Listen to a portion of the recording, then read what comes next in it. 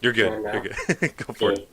Hey everybody, we're back on the world of cinematics. It's been some time.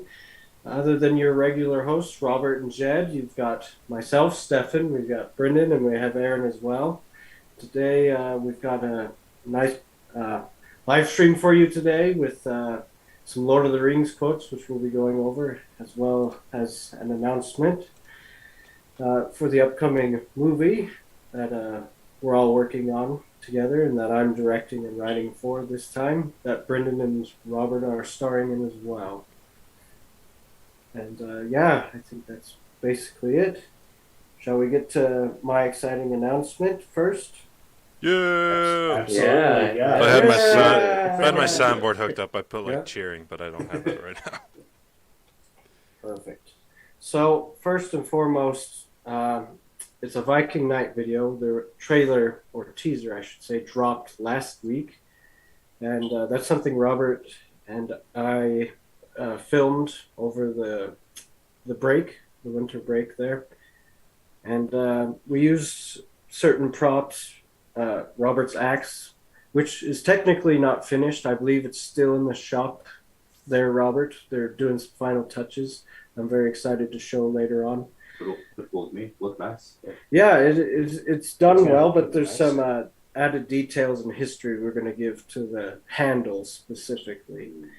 And so the excited. sword that we used in the teaser was actually just a Lord of the Rings sword we had lying around, which is perfect for this stream. Laurel, who's our sister, Brendan, Aaron, and I's sister, Laurel, she created the weapons out of aluminum, the axe, as well as this sword here. I just hope that everyone can see it well. She made this all out of aluminum. I believe Robert provided just a rod of aluminum, I don't have a problem. and she was Bang. able to Please. make this, which will be one of our main weapons, the other being Robert's axe. As you can see, there's some stitching down here and a nice leather grip. I believe the handle is wood. And I hope Laurel will correct me on that if I'm wrong. But I believe she did a really good job making this look very nice, very wide. Looks like a very strong man's sword. So Brendan is the one who will be wielding it, and let's just say we hope he lives up to the strong man part of wielding that sword. Let's hope I do. Maybe. We'll see, right? But other than that, this is a project I've been excited about and put on hold a lot. But hopefully we'll have costumes and any other props ready by spring. So we look forward to filming that when that time comes. Cool. I hope you're all excited. I'm excited. Robert's always excited. That's true. I am always excited. I mean, I put quite a bit of money into this. It's and the bang problem. Yeah. I can quit whenever I want. Thanks for the sword. Shut up. I mean, you're welcome. Anywho. Yeah. Cool. It's been a while, so we're trying to get back in the swing of things for all of us being in here. I probably won't be talking too much because I'm manning this. So, go ahead. Take it away, whoever's first. Right, and we're counting down from 10, I believe. Is that Oh, right? we should probably tell people what the episode's about. Yeah, That's Yeah. probably a good idea. that's a great idea. In case you didn't know, we are talking today about our favorite lines of dialogue from the trilogy of the Lord of the Rings films directed by Peter Jackson. And we're pretty excited about it. We had to narrow them down. Jed and Robert did the narrowing from about, I think, 20-ish lines down to 10. Yeah. I was about to say, I have no idea what's on this list. Well, a couple of them I know. So I don't know if they're my favorite, but I guess we'll see. We started out with a list of 37, and then we ended up having to cut out quite a few lines that both of us really, really liked. You know, it happens with every list that we make, but we tried to include not only, you know, a list that was representative of our favorite lines, but also get some variety in there. You know, maybe not 10 memes, but, you know, let's have a line in there that makes us laugh. Maybe not, you know, 10 different speeches that are going to be shown in the for your consideration for Academy Awards, but maybe some of those. Okay. Well, can't wait to see them all. Thankfully, Brendan, you have seen the films. Yes, I think I'll pick it up. He's like, I don't remember that scene. Was that theatrical? You sinner. Is that in the 8-hour extended cut? So, yeah, I guess we'll start from number 10, which I have the privilege of doing because I like it. People like to try to make me cry, so forgive me for not looking directly into the camera. I'm looking at a screen so I can read it, so it's more verbatim. And at number 10, we have Sam's quote to Frodo from the Two Towers, in which he reads, Oh, wait, one Or second. which- What? Oh, Number 10. oh. Okay, I'm ready for the transition. Sorry. okay, yeah, all right. You're good. Go for it. You're In good. which he says, I know it's all wrong. By rights, we should not even be here. But we are. It's like the great stories, Mr. Frodo, the ones that really mattered. Full of darkness and danger they were, and sometimes you did not want to know the end, because how could the end be happy? How could the world go back to the way it was, when so much bad had happened? But in the end, it's only a passing thing, which this shadow. Even darkness must pass. A new day will come, and when the sun shines, it will shine out the clearer. Those were the stories that stayed with you. That meant something, even if you were too small to understand why. But I think, Mr. Frodo, I do understand. I know now. Folk in those stories had a lot of chances of turning back. Only they did not. They kept going because they were holding on to something. That there's something good in this world, Mr. Frodo, and it's worth fighting for. It's pretty obvious why this is one of the popular ones, one of the good sayings, is because no matter who you are in the world or your circumstance, you always want something to hold on to. You want some hope to overcome any difficulties. And with the score powered shore and all this bleakness that's been happening since basically the end of Fellowship up until that point, there really hadn't been anything to hold on to for these characters, and to finally see as an audience just a release, a chance, a spark of hope, a small victory. You know, it's just something that resonates with anybody, and that's why, for me especially, it's one of my favorite quotes from the trilogy as a whole. I agree. Good one. Here, here. Wordy one, maybe, you know, a little wordier than you'd expect from a gardener, but it's simple, it's powerful, and you know, he's speaking from his experience. Mm-hmm. Well, and the thing, too, is that this kind of just shows Sam's mindset throughout the whole trilogy. Is he's like, I know this sucks, but at the same time, it is what it is. I'm here, and I'm going to do my best to protect my friend, kind of thing. Exactly. Yeah, he knows he doesn't bring much to the table, but he's going to bring it anyways. But what he doesn't realize, he brings, like, all of it to the table. Right? He is the table. And that's for my table. That's not a quote. That's not a quote. That's for my table.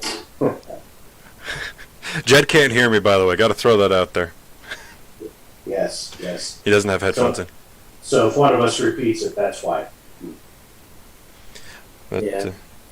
And just a question, this is one of the best quotes. Are we doing from worst to best? Is that why this is number 10, or is this just happen to be number 10? These are in no particular order. Oh, okay. It's, you know, these are vague collection of like these are our top 10 best, but honestly, number 10, number one, either one of them could be, this is our favorite line. Oh, okay. Yeah. That makes more sense. I wouldn't put this one on number 10. Definitely not. Yeah. It's a great one to start off, though. Yes, I agree. Yes. I'm glad to know it's not that sort of list. Yes. Yeah, none of it was real set. We were just like, we gotta get it down to at least 10. You're like, okay. nah, who's gonna be reading it? But Perfect. any other comments on that quote? Anything from you, Steph? No? Well, I'm good. Man, a few words. Stefan's over here, as always, just looking at the sword. I like this sword. It's nice. Well, I guess I can move on to the next one. I'm orange, right? Is that the color? That's Yeah, correct. you're orange. Yeah. All right. Let me you flip it over. All right, here we go. The next quote, number 9, that we have on our list is from Return of the King. It's towards the end, one of the several endings they have. It's after Aragorn's coronation, or I guess during his coronation, technically speaking. And the quote is, "My friends, you bow to no one." And for the picture, I grabbed the 4 hobbits versus having Aragorn, because this quote was directed to the 4 hobbits who really had nothing to do with the outside world. They were just Shire folk, just chilling. And they exceeded expectations among a lot. I would say, especially Saruman, but he kind of he died. But I don't really have anything else to say about that. It's a great quote. I like it. Yeah, it's short, simple, but I remember when I first heard it in the theater. I think it was Christmas actually when I went to go see it, and I was just like, "Wow, this great king is acknowledging these guys and Frodo, who did nothing." Of course, that's not how I feel now about Frodo. I've come to like him more and more as I think about his journey. But I agree, it's a fantastic quote because it just goes to show that even the smallest person can make the difference. And these four basically childlike people, very humble, very, they just desire simple things, and to have a king who now owns everything basically say that they're even mightier than he. I mean, that's fantastic. And I all agree. Pippin wanted was second Unfortunately, it's not a breakfast. line that made our list, but this idea that, the smallest person can make the biggest difference, and, Well, technical difficulty.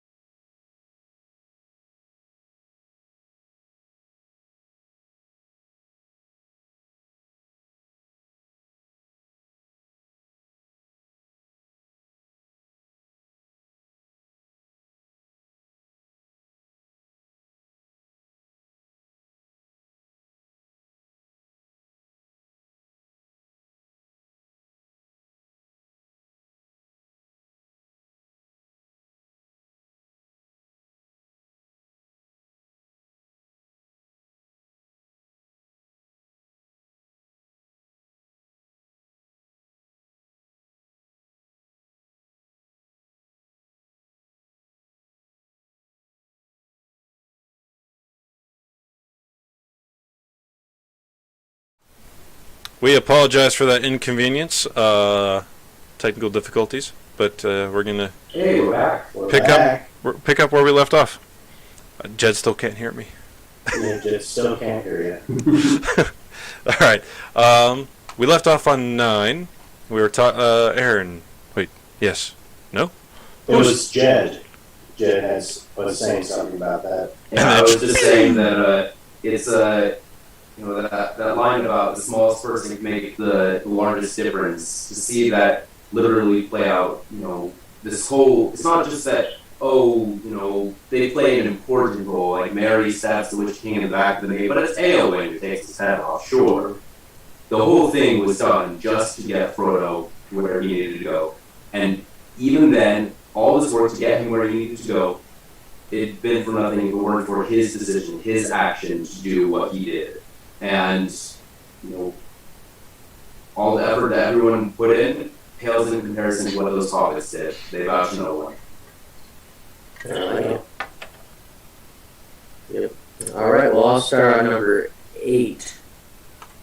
And just to finish off number 9, I just love that. My favorite part about that is that the hobbits, specifically Frodo and Sam, went into it knowing that they would die. Like that's all they knew. They didn't expect any recognition, any praise or whatever. They were going into it to die. So I think that made them deserve. You bow to no one, even more. So I really like that. But moving on to number 8, the quote is again Sam.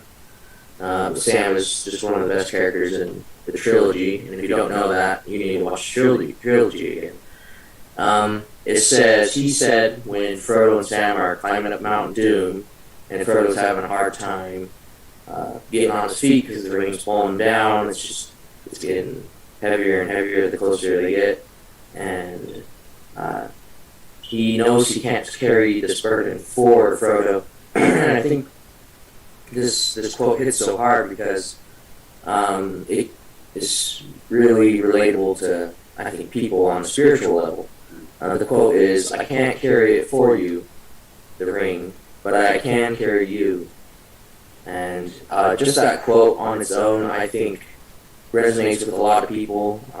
Obviously, Tolkien was a Christian man, and I don't know what he specifically, if he was trying to mean something more with this, but to me, I see exactly where it could fit into the religion of Christianity.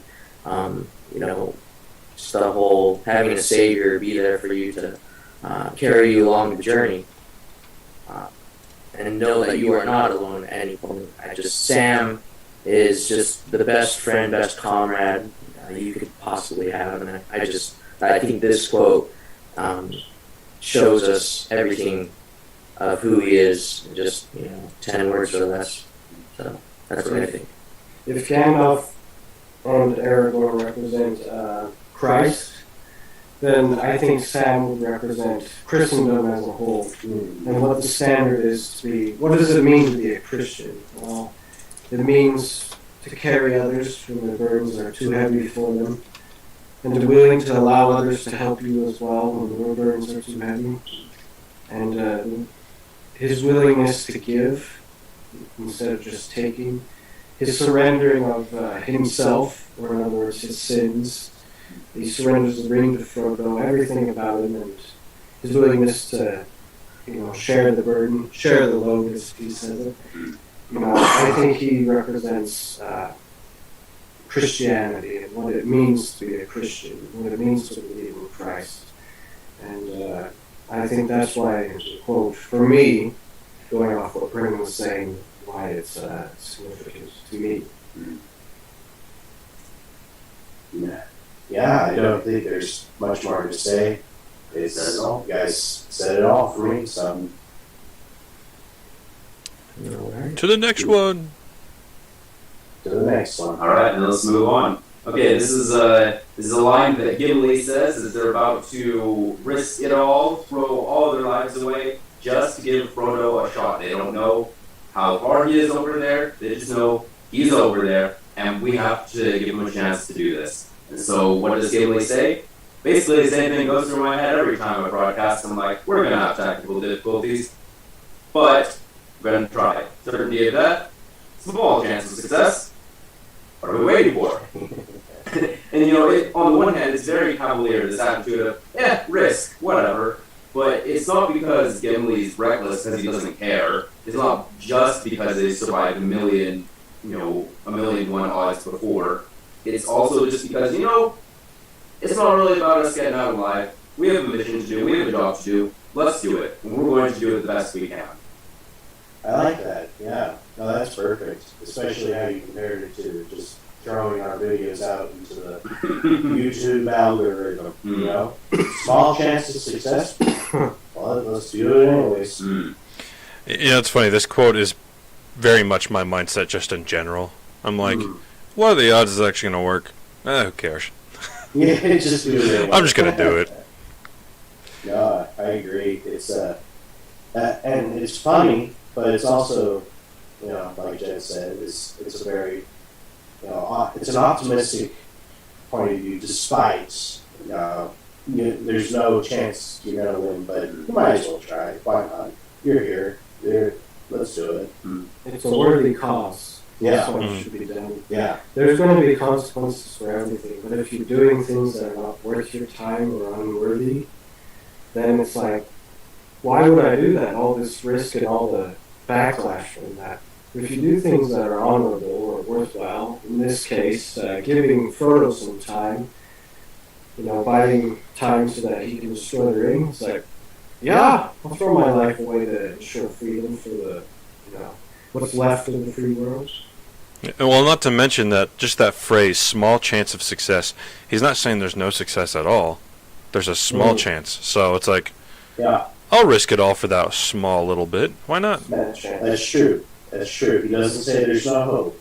It's just a small chance. Yeah. He's all in at that point. Yes, he's a terrible gambler. Although, to be fair, he was all in the moment he stepped foot in Elrond's That's circle. True. That's true. And that makes him very noble, just in general. All of them noble, for that matter. Well, I think there's a growth there because when he's with Elrond, he's doing it out of some sort of duty and representing the dwarfs. But towards the end, he's become friends with the Fellowship, with an elf, with a human. A very unexpected thing for him. And I think at that point he's willing to go into the battle and die with friends. They even say that in the one line. Die side by side with a friend, and he agrees to that. Legolas said that. So I think he just grew as a character as part of that. But The real unexpected journey. That's right. Unexpected here. Excellent. Yeah, any thoughts, Stephen? No, I gave up. Well, what are we waiting for? Let's see. Alright, so for the next one, we have a quote from Aragorn in my favorite of the trilogy, The Fellowship of the Ring, right at the end, his last line. Rallying what remains of the Fellowship with him. We will not abandon Merry and Pippin to torment and death, not while we have strength left. Leave all that can be spared behind. We travel light. Let's hunt some orc. Yes! And Fellowship of the Ring is my favorite, probably because it doesn't follow the structure of the trilogy. The second one's supposed to be the weakest, like Empire Strikes Back, The Godfather Part 2. No, in my opinion, and I think no one would disagree, the first one is the weakest. Gandalf is dead for all we know. Boromir dies, his fellowship is split. Merry and Pippin are captured by orcs. And Aragorn, he realizes Frodo's on a different path. And Merry and Pippin, they're the ones that concern him because he knows Sam is with him, so he's not really worried about that. But he also, he's a loyal friend. He won't leave Merry and Pippin to suffer torment at the hands of the orcs. And, he puts his life on the line to go out there. And he gives this rallying speech after all that's said and done. And this picture is pretty bleak for them, but he still manages to say, and he's always the one that holds things together. He's the one that's like, okay, yeah, it's sad that Gandalf's dead, but now it's time to pick up our feet and we've got to get moving because works are still coming. He's the one that says, hey, it's bad Boromir's dead and we're all split, but we still have a purpose. We still have a cause. We have something to strive for and fight for. And that should motivate us enough. We should go. We should continue to strive. And that's what's so endearing. One of the endearing characteristics of Aragorn. He is always constantly moving forward. He doesn't let the past dictate what he is capable of or what good he's willing to do. He always just keeps moving forward. He doesn't sit around and mope. He's always up and doing things. The line has a bit of a 80s action one-liner flavor to it. You kind of need that because otherwise the ending would be so dour. It's just like, look, all that bad stuff happened. Yes, now it's our turn. We're gonna go get that. Very much so. Yeah, I agree with that because I don't think, and Brendan pointed this out because he's recently listened to the books. He doesn't think that Aragorn says, "Let's hunt some more." But it's such a great line delivery, and thankfully still in the same language that Tolkien would have used, so it works. Yeah, well, in the books, Boromir doesn't die in the first book. That's So true. that sad part of the movie didn't even happen, so he didn't need that sort of, 80s one-liner moment to cheer everything up. It was just kind of sad. I mean, Frodo and Sam left the Fellowship, and that's kind of where the story ends in the books. But in the movies, that would be an awkward place to start. I give you, so I completely understand why they changed that, and I think it worked out just fine. Well, and on top of that as well, that sets a tone for the next No other movie. thoughts? Sorry, Robert. Okay. Put on your freaking headphones. I thought The you heck? were going to talk. Yeah, but I had some thoughts. I said I'll talk a little bit. He said he talked. So stop talking. Shut up. Start talking. Mute, Stefan. No. The thing is that it's pretty dark, but that's also a great transition into the next movie. Because what do you see in the next movie? Yeah, you hear like the whole what happened before, but then you see them running as the three of them across the plains of Rohan. Yeah, Yeah, it was done perfectly. yeah, it was a good transition to be sure. Because it lets you know there's something that's going to happen. They're not going to leave Merry and Pippin behind. I think it was done very well in terms of translating it from book to movie. Which is actually going to be an episode this month. We're going to be talking about Oh. that process of That'll be cool. from a book to movie. You guys should join us on that one too. It'd be great. Because I'm listening to the books too. All right, Stefan, I'm done talking. All right, so I have the next one. I'm kind of the middle guy, and then we're going to loop around again. This quote is also from Fellowship, so I'm grateful I'm doing both these quotes from Fellowship. It is Boromir, as he picks up the ring on the mountains, that he says, "It is a strange fate that we should suffer so much fear and doubt over so small a thing." And I would add, such a little thing. And the reason I really like this quote, and I would rewind and watch it on my own, is the music, the nuance, the close-up, and the delivery. Some nice behind-the-scenes facts about this is they're up there on the mountains, and the actor Sean Bean was afraid to be up there because, well, not to be up there specifically, but to go on the helicopter to get up there. And so the whole time he's dreading going on this helicopter down. He ended up hiking and climbing his way down In full costume. in full costume, which is absolutely ridiculous. But it's the things we do to avoid uncomfortable situations. Regardless, this was in the back of his mind, something he's scared of. Like, to me, that'd be like being thrown into a pit of wild animals, and I have to look forward to that after I deliver. But he delivers so fantastically. I think he's grossly underrated in general, and especially in the Lord of the Rings films. I think he's a great actor, and his delivery here is significant because it is the small things, whether uh, great things happen or terrible things happen. It all begins with small things. It's like, wow, we're all so worked up about this little thing. It's like this big, but but it's still significant, and it can still lead to something much, much bigger. Mhm. It's good too.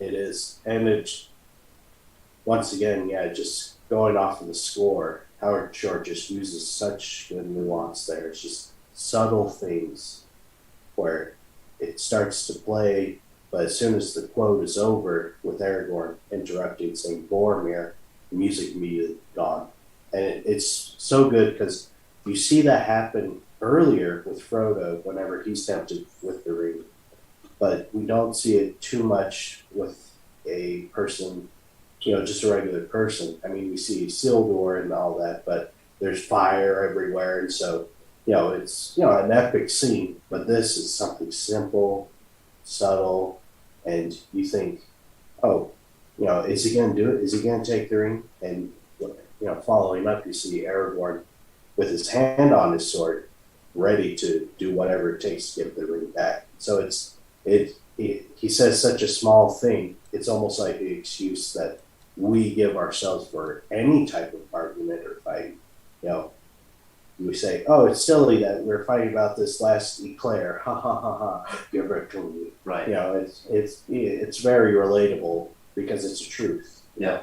I mean, how often you look at someone like, oh, his anger is his downfall, or her greed is his downfall, so many things like that. You were to tell that to someone, and then they see them like, getting angry that, dinner is taking too long to come at the restaurant, or that traffic is bad, or, oh, I just want one more slice of pizza. You think, it's just a little thing. It's not like that. But these things, when all of a sudden there's consequences, those little things become big very quickly. Yeah, I think Lord of the Rings in general touches on that whole the small things can cause big reactions. For better or Hobbits, worse. for better or for worse. It's all our smaller actions. I think it's more or less subtle in the Lord of the Rings trilogy, but not as subtle in the first Hobbit movie, where Yeah. Gandalf specifically says it's in the little things that evil can be taken down. Right. And I really think that is kind of the messaging that Tolkien was trying to get across. That small things bring the best, Mhm. the great things. Yeah. Yeah, it's a good quote, and I agree with Stefan. The delivery was really good. Perfect. All right, let's see. It's wrong. No, Robert? Okay. Yeah, if Robert doesn't have anything to go on, then we'll move on to my next line. This is from one of those little things, and it's kind of expressing his smaller role in the story. It's Mary Dr. Brandybuck. He says, I know it is too late to turn aside. I know there is not much point now in hoping. If I were a knight of Rohan capable of great deeds, but I'm not. I'm a hobbit, and I know I can't save Middle-earth. I just want to help my friends, Frodo, Sam, Pippin. More than anything, I wish I could see them again. I mean, it seems like such a, I'm not the hero. I'm not the guy. Like, if it's World War II, I'm not the guy being sent in on a secret mission to assassinate Hitler myself. That's not what anyone is asked to. Well, sometimes people are asked to do that, but usually that's not what you're asked to do. If all you're asked to do is to support, just like Mary, he's going to be the very best person he can do. He's not a knight. He's not a great warrior, but he's going to help how he can. Not because he thinks he's going to make all that big of a difference, but if this will bring him 1 second closer to seeing his friends again, 1 moment closer to the end of the war and saving all these people, if he'll save one life, it's worth it.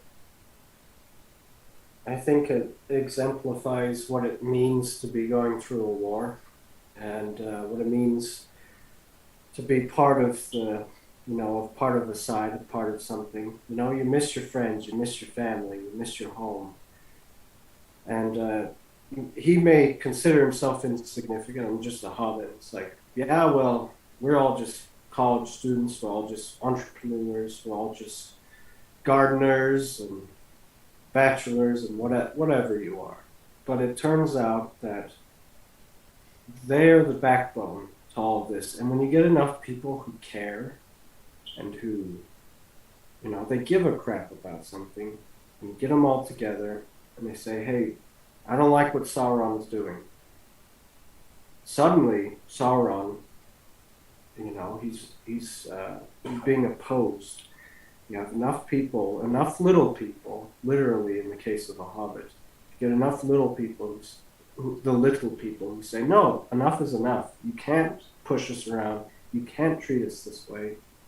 Then it doesn't matter what, how powerful Sauron is.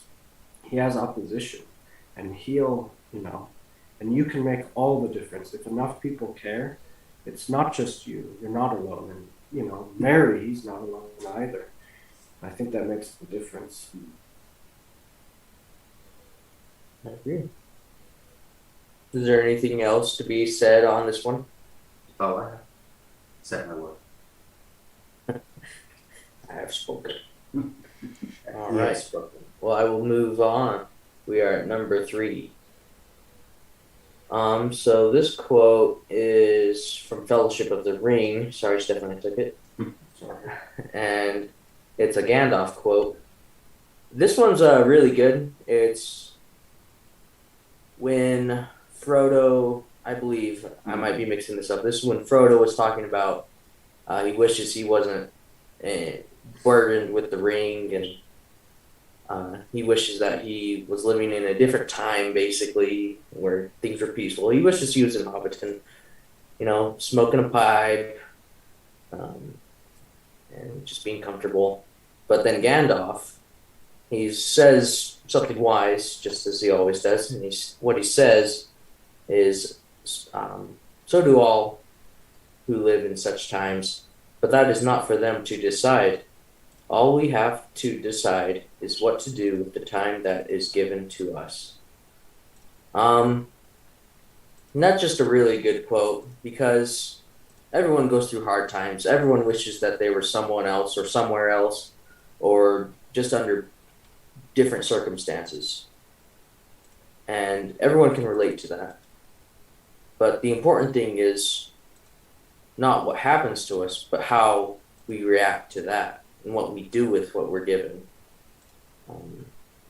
They say time is the most valuable thing you can have, the most valuable currency. The more time you have, the more potential you have to grow and be better and help others, or not be better and be greater as a person, but you could be an evil great person and take over the world and kill millions of people.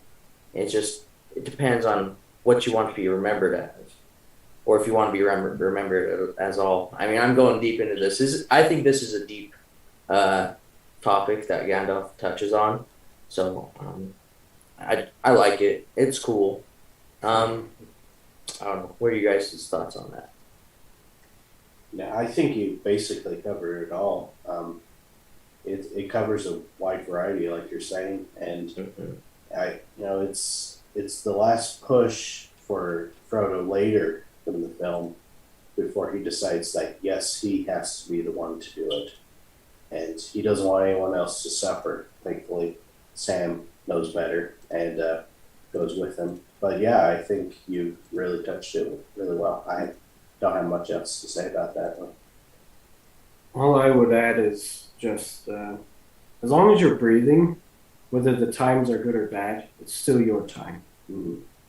And I go back to Aragorn because I love that character to death. Gandalf said, the time is still ours. We still have to get moving.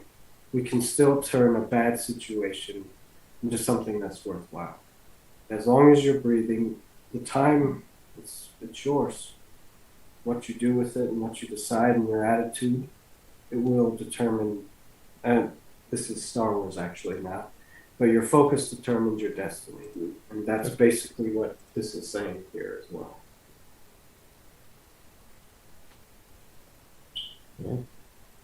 I concur.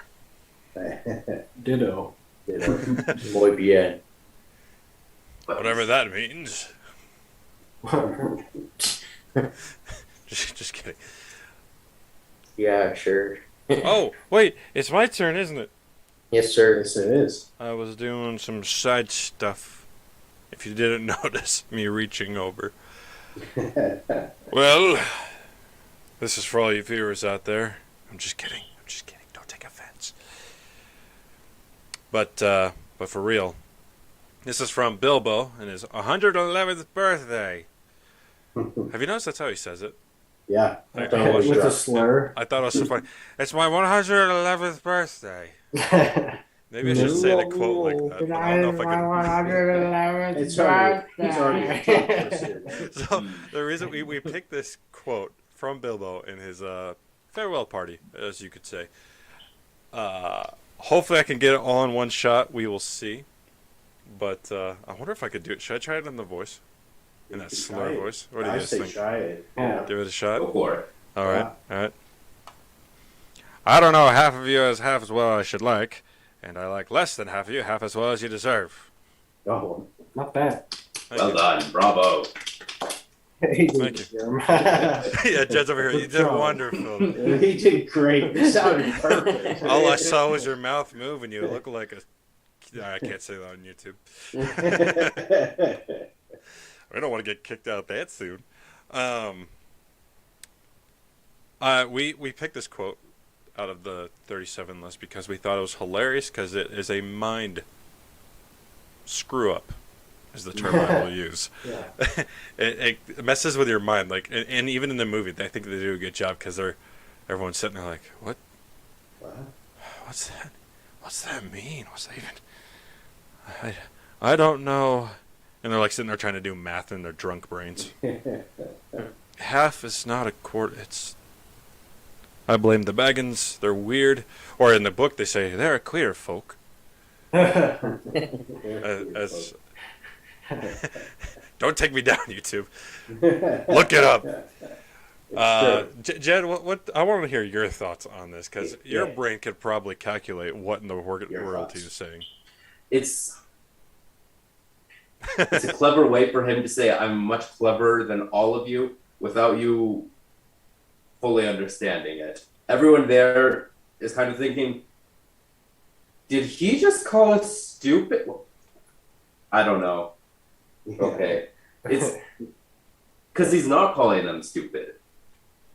At least explicitly, but it's a very intelligent way for him to say, I wish I knew you better. You're good people, you're intelligent people, and you're all a bunch of morons. I'm glad I don't know. Yeah, exactly. Which is why it ditches them. Yeah. It's the Hobbit way of saying you're a special kind of stupid, aren't you? Yes, in a very clever way. Mm. Yeah, no, We- I remember hearing it, and I was like, as the first time as a kid, I was like, it went over my head. So I was just like the rest of them. I was like, what? Yeah, It's like, are you drunk? exactly. Is he drunk? Am I drunk? No, that. He's had a bit much ale, hasn't he? I mean, I got nothing else besides the fact I really wanted to see if I could pull it off, and I almost did. You did pretty good. Yeah, Jed liked it. You did all right. I didn't hear any Jed, mistakes. Jed said I did Jed didn't great. hear any mistakes. He was like, you got all the commas in there, you got all the periods in there. Well done. The slur. You got the slur. It's my 111th birthday. That should have been the quote in this video. We should have added, don't be hasty. All right. Well, if we got nothing else, but Where's that boy? Because that is a really good one. This one I'm going to read is arguably better than Endgame Bortles. Oh, easy. Yeah. Way. I love that saying. There but is no this better. argument. There's There's no no argument, at least amongst us. But Well, yeah, it's better than Avengers. yeah, He was like, hey, it was cool to finally hear it. doesn't Somebody over in compare it. Wakanda are just like, what did he say? yeah, We're going, Mbappe! Yeah, he's like, Mbappe! I am What not does that even Avenger. mean? And Tom Holland said he ran out early because he couldn't hear him say assemble. So he just was like, I think he said it. So he ran out early in one of the shots, and then Idiot! and he had to walk back. Pan Shame. across. That's Yeah, I can- hilarious. That's such a Tom Holland speech, though. Man, I We're just getting off waited for topic. the person in front of me to run. But anyhow, and this is why. This is one of the reasons why the Battle of Pelennor Fields, when the Rohirrim arrive, we have King Theoden, who has to encourage his 6,000 spears against roughly, you could say, 90,000 orcs left, maybe 100, maybe more. But he has to ride out. He's in front of his men, and he's going, "Arise, arise, riders of Theoden! Spears shall be shaken, shields shall be splintered. A sword day, a red day, ere the sun rises. Ride now, ride now, ride, ride for ruin and the world's ending. Death, death, death, death. Or Aerolithians. And Stefan's ready to kill someone. Wait, hold on, Like, Steph, I mean, do how it can again. you not Because think the after camera that, switched right? over. Do it again. Do it again? What? The camera switched over to the quote, so no one saw your sword. Look at that madman. I'm even just mildly reading it out in a using indoor voices. Yes. Like I'm ready to go kill or be Yeah. killed. It's true. And the cool thing for those who haven't seen this scene, he takes out his sword and he's smacking each of the spears. He rides out, and this is something the actor came up with. The director is Peter Jackson. He didn't come up with it. The actor did. He said, "Hey, can I actually take out my sword and kind of just smack?" And he's like, "Oh, that would look really good." And what makes it even better than Endgame, in my opinion, with the portals, is that it's mostly practical, and it looks mostly practical. That's one of the complaints I have with Endgame is a lot of it looks CGI, but some of it isn't, of course. But anyhow, but yes, it's a great scene. Probably something that I won't forget after seeing it in theaters for the first time. But yeah, I could talk about this for a whole episode if I had to, but I'll let you guys share too. It's all about facing your doom. Again, going back when you're in wartime and it's time to knock some heads, it's time to bust some skulls or whatever. You could die, and that's the thing that a lot of people. I feel like people are woefully ignorant of. They think they'll just run in there and take everyone out. It's like, no, you could die too. Yeah. It could be an accident. It could be a number of things. War is, it reaps death. But he embraces that bravely and boldly and says, yeah, this is going to be a day of swords. There's going to be spears, modern language, guns, missiles. Anything could get you. But you can get them too. And you have the power to do that. And you have the right to do that. We're at war. Now is the time. Don't fear any darkness. The sun will rise, even if it's red. And again, this is our time. We're still breathing. What are you going to do with it? And if you focus, you could determine the destiny of not only yourself, but in wartime, of everybody. And it really gets people pumped up. It's easily the best pick-me-up speech in the whole trilogy. It's better than what Aragorn says at the Black Gate, mainly because, Viggo Mortensen's very good at saying lines, but not shouting them. Yes. He starts to sound like a straying goose. God bless him. I also never really believe that there's any chance he'll die in that scene. No. Theoden is an old man who is leading his woefully underprepared army into their graves. Yeah, to He says, their doom. "We're going to do it."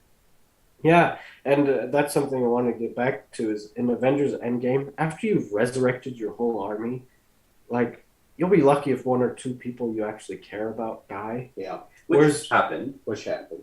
Versus this, where it's like, they're all facing their doom. Any one of them could die now.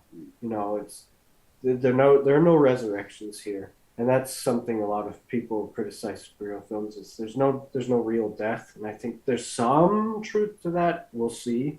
You know, if Iron Man stays dead, then it's like, yeah, there is death. There are consequences.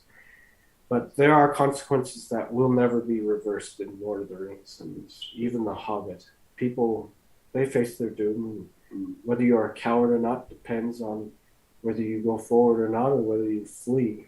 So, and he gets every single one of them to go forward. So, and they do very, like, I don't think there's a better army in all of Middle Earth, if I'm honest. That's why they're getting their own animated show, man. That's true. Another thought I had, because Jed and I were talking about this. If you look at Theoden's progress in the movies, like, he's this battered old man who's being used, and now he woke up to a kingdom in ruin, and now he's got all these issues, and he's like, where was Gondor when we were calling for aid? And to this point, he is now taking up the reins and said, even though they didn't show up for me because they couldn't, I'm going to show up because I can. Right. Kind of thing. It's... Go ahead. Oh, sorry to interrupt. Yeah, how dare you? No, it's true. Sometimes we're concerned, what were they doing? Where was Gondor? Like you said. But it's like, oh, that time has passed. Where's Rohan? What's your legacy? What are you going to do? And he proved, despite his flaws, and he is one of the more flawed characters, it's more obvious, Tim and Boromir, I think. But both of them redeem themselves and die like men. And I think, his final words could have easily have been on this list just as much as this. They were at one point. Yeah, and where he essentially says, I now go to my fathers, in whose mighty glory I shall not be ashamed. And it's like, yeah, you determine your legacy. And if you want to be, if your fathers were great, or, if you have somebody you admire or look to from the past, and if you can die knowing you're in their company, it's like, yeah, I did really well. And he did do well. He redeemed himself, and he started to care less about where anyone else was. He's like, where am I going to be at the end of all times? What am I going to be doing? And he ended up giving his life honorably for the freedom of everybody. So I think that's powerful and beautiful. Yeah, that goes back to Gandalf's quote. What are you going to do with the time you have? He could have stayed in Gondor, saved his own people, but he understood if he didn't go there, they were all going to die. So, if Gondor, if Minas Tirith fell, or the ring wasn't destroyed, Middle Earth would be taken over. That's more explained in the books, but He chose wisely. he did. But we're going to go ahead and wrap things up. So we will see you next week. Hopefully we'll have the whole crew with us again. And I believe next week's topic, if someone could ask Jed for me, I'm pretty sure we're talking about... We were talking about our favorite scenes and moments in Lord of the Rings. That's what it was. Yeah. Okay, all right. Yeah, favorite scenes and moments. So remember what we talked about today? If you haven't seen our last week's episode, go watch it, because this all comes together at the end of the month as well. So go watch those, and then like, comment, subscribe. Jed was put in the chat. Go ahead and let us know your favorite line from Lord of the Rings, and you can follow us on Twitter @ofcinematics, and keep an eye out for some of our other projects coming out.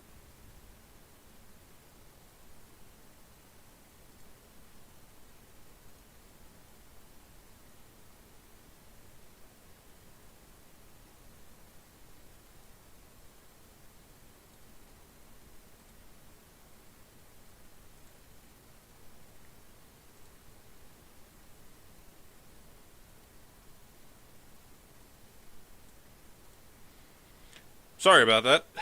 It just cut out on us. So I'll go ahead and close it up real quick. Once again, thank you for watching. And don't mind my flowy green screen. I don't have Zoom's power of the awesome green screen right behind me now. But please go check us out and keep us updated on what your thoughts are. Thank you very much, and World of Cinematics is out. Bye.